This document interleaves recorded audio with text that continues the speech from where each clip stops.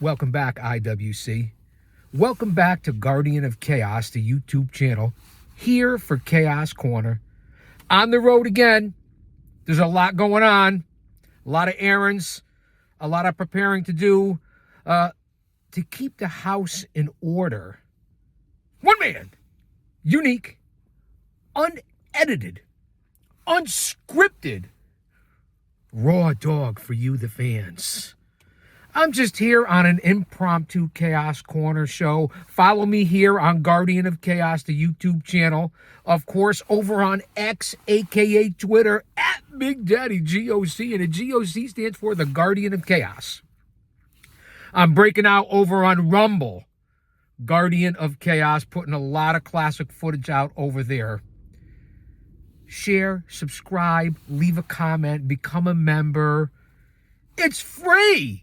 Oh, becoming a member, I don't know, it's like $2 or $3 a month. You can ask Austin Nance, who's my #1 moderator. My brother from another mother. There is no other. Holding it down, keeping it real, maintaining. And that's Austin Nance from all the way down in Bama. Roll Tide! Listen, I get it. Hockey season's amping up. Baseball season's about to start. It's March Madness. We're in WrestleMania season. We just came off of Revolution. Pro wrestling 6 nights a week. Stay mentally, emotionally, physically, and spiritually fit, because if he's for us, no one else can be against us. So again, just a little impromptu. I have a few minutes here, so I'll make a quick 5-10 minute video. I appreciate you guys being here. As I said, drop an elbow on that like button, share, subscribe, leave a comment. All that is for free. Now, if you want to become a member, I don't know, it's $2 or $3 a month. Austin will tell you, because he is in charge of all my members, as being my mod. OTS Tribal Queen, a.k.a. Jen, we're thinking about you. We want you back on the team. So let's talk about something that's really hit me that just happened within the last couple of weeks. They've been talking about this story for a little bit. A lot of people banging on the superstar and wanting the young guy, the next star, the next big thing, to have it go his way as well, without beating around the bush on here. Let me beat around the bush. Let me fix and adjust the camera so you guys could see my face. They say the camera puts 10 pounds on you. It might have put 20 on me. What I'm talking about was Obafemi and Brock Lesnar. To heck with Seth Rollins. We'll throw him out of the picture. I know Heyman's involved. But I remember not too long ago, probably a year ago, when Braun Breaker had already been in the system for almost 5 years. And a lot of people were saying when he was coming up and getting that big, no, not Steiner. It's too soon, man. It's too soon, Chaos. Why Steiner? Why Breaker? He's only been in the business 4 or 5 years. It's too soon. Keep him in NXT. Don't give him a belt. Well, yous were all wrong then. And now, Obafemi, he's been around for a little bit. He's an incredible athlete. He is the next big thing. Everyone's like, yeah, push him. He's the next one. He's the next big thing. Bring him up. Main roster. So what's the difference between the two when they're identical and they're both going to be huge stars? I like what they're doing right now. And for all you guys and gals and prognosticators and podcasters, bear with me, who all said, Brock's too old, he'll never do the job, he's not worth it. Well, how do you feel now? You all got your head up your ass because you were all wrong. Brock won't do it. Brock doesn't want to do the job. Brock won't do the job. The way he sold for Oba, and Oba's entrance and his physicality and the way he looks, and creating a monster for the monster, a beast for the beast. That's what Brock Lesnar did. Not only did he agree to take that huge bump and go along with the storyline leading into WrestleMania, when, let's face it, he's not in the ring all the time himself. But he's man enough and tough enough to do it. One of the best ever, Brock Lesnar, who's underrated, undervalued, underutilized, and actually people showing a lot of bias against him because they think he was involved with looking at pictures and Junior and Janelle and everybody else. when nobody knows nothing about nothing. Put that aside. While he was laying on the canvas, looking up at the lights, which is rare for Lesnar, he was the one, and I believe Cornette echoed it, he was the one who, if you could see and look at it closely and rewatch what happened on Raw on Netflix, Monday Night Raw, that motioned or said something to the effect of, as Oba power slammed him, it looked incredible, made him look like a midget for a second there. Nobody manhandles Lesnar like that.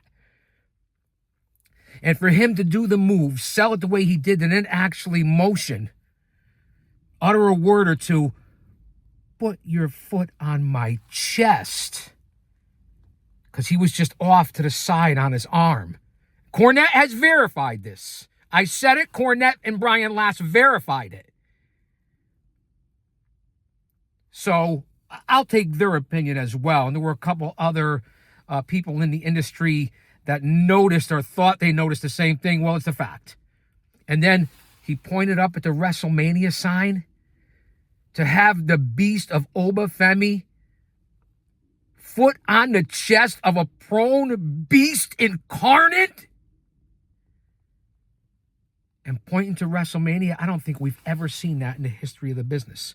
I'm in for this one. This is my pro wrestling. Everyone's talking about Orton and Cody Rhodes. That's traditional. That's my kind of wrestling too, but nothing like this. Everyone's talking about Seth Rollins. Everyone's talking about CM Punk and Roman Reigns and talking about Sika and the Wild Samoans and what family members are coming in. Hey, listen, that's great too. Those are the top storylines. But nothing like Oba and Brock Lesnar. That's my opinion. That's the way I see it. My over 3 decades as a pro wrestling manager in the fucking industry who took the bumps. A lot more than you could say. Doesn't make me any better. Doesn't make me any more unique. It just makes someone who's been in the business that talks about it, who knows emotional investment, ring psychology, storytelling. Don't forget that. Not to mention my over 50 years as a researcher, scout, agent, producer, whatever you want to call it, hanger up flyers, selling tickets, ring bear, whatever you want to say. Smark, Mark. That's right. I said it. I'm Mark and I'm proud of it. And I'm full of piss and vinegar for this one. So before anyone comes out and says anything about me, understand what you're saying about. Do your research. Open up your book. Learn from someone who's been in the fucking business. Research the business. Historical perspective. That doesn't mean I'm right. That doesn't mean I'm always right, because I'm not. I may not always be right, but I'm very rarely wrong. Not to mention who I associate with myself over the years, who I've been in the ring with, who I've managed, and currently still who I hang out with. Do some research. I don't have to tell it for you. Go back and check out the previous episodes. Go back and check out the videos. There's almost 7,000 of them.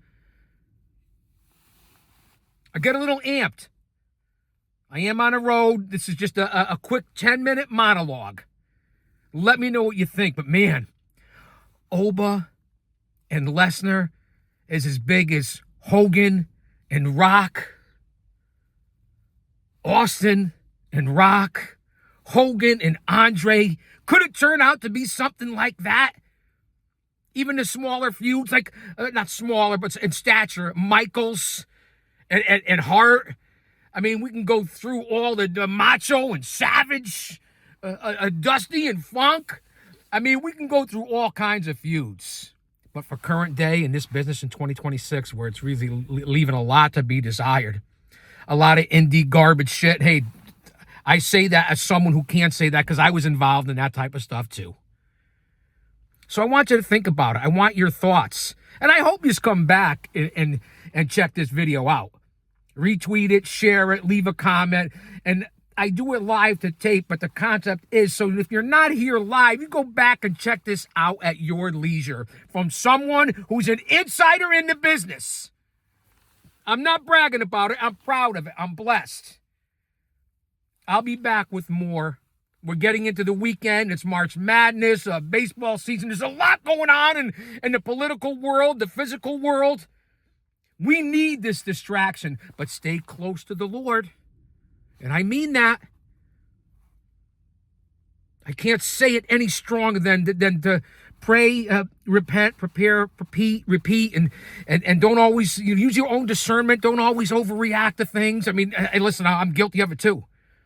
Be the best person that you can be. Move on with your life. Stay close to your people one day at a time, but don't keep your head in the sand. There's a lot going on. There's a lot of danger. It's good versus evil. Not a lot that we can do about it except be informed and be prepared. In the meantime, live your life. I'm praying for all of you out there, people that I have said prayers for, people that have said they would say prayers for me, those in my family, friends, social circle, and anyone who hears this or read this. And I mean that from the bottom of my heart, because we never know what's going to happen. Life keeps life, and tomorrow's not guaranteed for anybody. So even if I don't know you, love, motivation, passion, and just being a better person.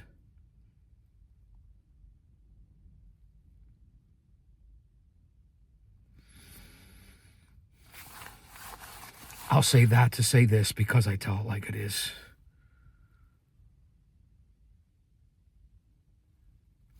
Don't you dare miss it.